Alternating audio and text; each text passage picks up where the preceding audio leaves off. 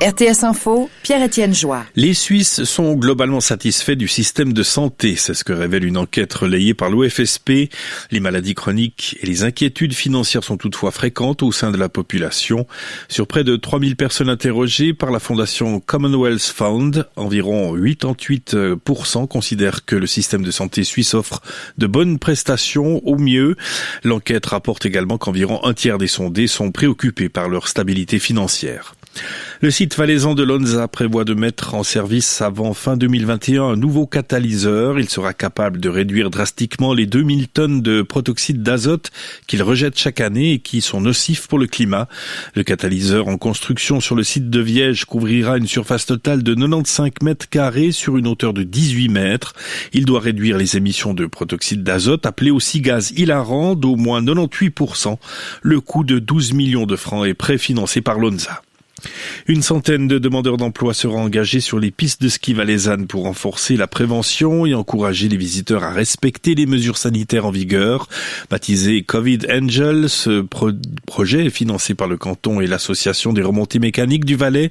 Ces anges des pistes seront responsables de la diffusion des messages d'information et de prévention, de l'organisation des flux de personnes entre les parkings et les remontées mécaniques ou encore de gérer les diverses files d'attente qui peuvent se former sur des domaines. Le pilote suisse du FA-18 qui s'est écrasé en 2015 dans le Jura français risque une peine pécuniaire avec sursis. Telle est la peine requise aujourd'hui à Aarau par l'accusation devant le tribunal militaire 2. La défense réclame l'acquittement. Le jugement est attendu demain. Et le juge libanais chargé de l'enquête sur l'explosion dévastatrice au port de Beyrouth a inculpé le premier ministre démissionnaire Hassan Diab et 3 ex-ministres de négligence. Ils ont été inculpés de négligence et d'avoir causé des décès. La déflagration du 4 août dernier avait été déclenchée par un incendie dans un entrepôt abritant depuis des années des tonnes de nitrate d'ammonium.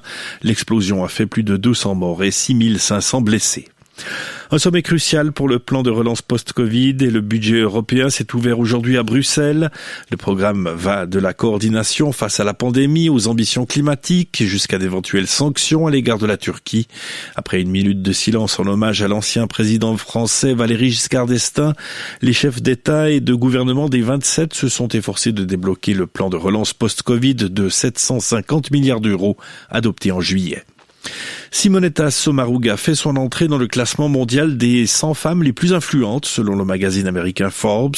La présidente de la Confédération occupe la 56e place. Les critères sont l'argent, le pouvoir, l'influence et la présence médiatique. Le top 3 est composé de la chancelière allemande Angela Merkel, de la présidente de la Banque centrale européenne Christine Lagarde et de la vice-présidente élue américaine Kamala Harris. Le pape a avancé de 2 heures la traditionnelle messe de la nuit de Noël le 24 décembre pour s'adapter au couvre-feu en vigueur en Italie. Le pape François présidera la messe de la nuit de Noël dans la basilique Saint-Pierre à partir de 19h30 au lieu de 21h30 habituellement. Cette modification permettra aux participants de rentrer chez eux avant le couvre-feu qui démarre à 22h dans toute l'Italie.